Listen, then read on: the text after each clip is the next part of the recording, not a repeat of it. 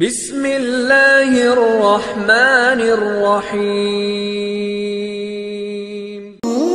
عجیب حکایات۔ کرتبی نے نقل کیا ہے کہ مامون بادشاہ کے دربار میں کبھی کبھی علمی مسائل پر بحث مباحثے اور مذاکرے ہوا کرتے تھے جس میں ہر اہل علم کو آنے کی اجازت تھی۔ ایسے ہی ایک مذاکرے میں ایک یہودی بھی آ گیا جو ظاہری شکل و صورت اور لباس سے معتبر آدمی معلوم ہوتا تھا اور گفتگو بھی اچھے انداز سے کرتا تھا۔ جب مجلس ختم ہوئی تو مامون بادشاہ نے اس کو بلا کر پوچھا کہ تم یہودی ہو؟ اس نے کہا کہ ہاں۔ تو مامون بادشاہ نے اس کا امتحان لینے کے لیے کہا کہ اگر تم مسلمان ہو جاؤ تو ہم تمہارے ساتھ بہت اچھا سلوک کریں گے۔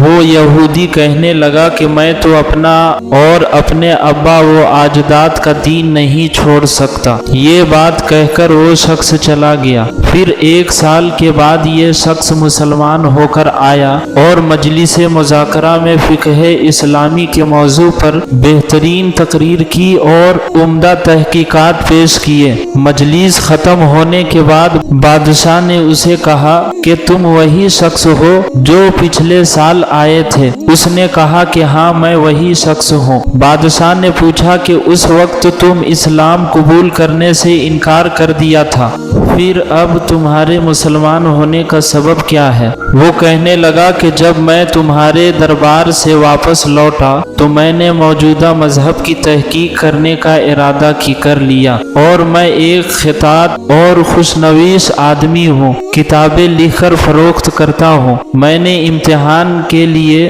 توریت کے 3 نسخے کتابت کیے جن میں بہت جگہ میں نے اپنی طرف سے کمی بیشی کر دی اور یہ نسخے لے کر میں کلیسا میں پہنچا۔ یہودیوں نے بڑی رغبت سے ان نسخوں کو خرید لیا۔ پھر اسی طرح انجیل کے 3 نسخوں کی کمی بیشی کے ساتھ کتابت کر کے نصارہ کے عبادت خانے یعنی گرجا گھر میں لے گیا۔ وہاں بھی عیسائیوں نے بڑی قدر و منزلت کے ساتھ یہ نسخے مجھ سے خرید لیے۔ پھر یہی کام میں نے قرآن کے ساتھ کیا، اس کے بھی میں نے 3 نسخے عمدہ کتابت کیے اور ان میں اپنی طرف سے کمی بیشی کر دی۔ ان نسخوں کو لے کر میں فروخت کرنے کے لیے مسلمانوں کے پاس پہنچا۔ جس کسی مسلمان کو خریدنے کے لیے کہا تو اس نے دیکھا کہ صحیح بھی ہے یا نہیں۔ جب کمی بیشی نظر آئی تو اس نے مجھے واپس کر دیا۔ اس واقعہ سے میں نے یہ سبق لیا کہ یہ کتاب محفوظ ہے